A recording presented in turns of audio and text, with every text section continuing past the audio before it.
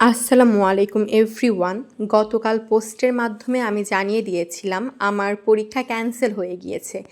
কী যে আনন্দ লাগছিল আমি বলে বোঝাতে পারবো না। কারণ তখনও বিকেল পর্যন্ত পড়াশোনা করেও আমার ৬টা টপিক বাকি ছিল এবং এক রাতের ভিতর আমি ৬টা টপিক কিছুতেই কোনোভাবেই কমপ্লিট করতে পারতাম না।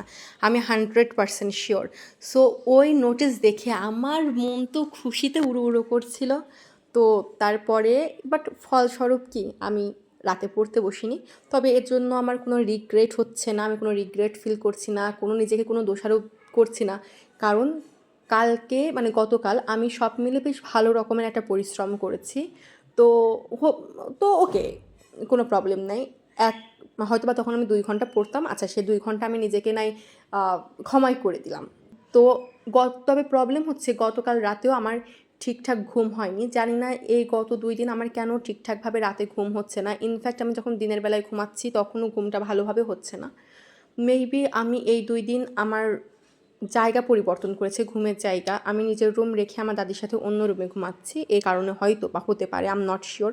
তারপরেও সময় মতো ঘুম থেকে উঠে কয়টায় যে পড়তে বসেছি আজকে আমি টাইমটা বলতে পারবো না। কারণ টাইম না দেখে আমি পড়া শুরু করে দিয়েছিলাম। তবে আজ ব্রেকের মধ্যে আমি যে ১০ মিনিট করে ব্রেক নিয়েছি তার মধ্যে লাফ দড়ি ৫০০ বার, অ্যাকচুয়ালি লাফ দড়ি খেলতে টাইম লাগে হয়তোবা ১৫ থেকে ২০ মিনিট বা এর কমেও করা যায়। ১৫ মিনিটের মধ্যে এটা হয়ে যায়। ১০ থেকে ১৫ মিনিটের মধ্যে। তো আমি ওই টাইমটা এইভাবেই কাজে লাগানোর চেষ্টা করি অলওয়েজ। অ্যান্ড আমি পড়েছি কয় ঘন্টা? ৫ ঘন্টা। একদম ৫ ঘন্টা। ৫ ঘন্টা থেকে বেশিই হবে বরং।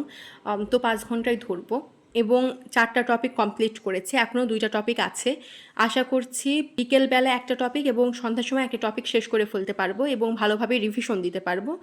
এবার আশা করা যায় যে হ্যাঁ, পরীক্ষাটা ভালো হবে। রেজাল্টটা কেমন হবে বলতে পারছি না, বাট পরীক্ষাটা বেশ ভালোই হবে ইনশাআল্লাহ। তো এখন ভয়েসটা দিয়ে আমি একটু রেস্ট নিব। দেন আমি আবার পড়তে বসবো। যেহেতু বেশি টপিক নেই, পড়াশোনার প্রতি এবার একটু মনোযোগ আসছে।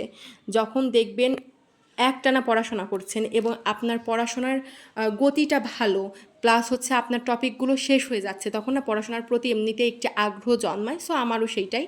তো সব মিলে একটু পরেই পড়তে বসবো আবার। তো এই তো ছিল আজ সকালের পড়াশোনা। দেখা হবে পরবর্তী এপিসোডে ইনশাআল্লাহ। ততক্ষণ পর্যন্ত ভালো থাকবেন, সুস্থ থাকবেন। আল্লাহ হাফেজ।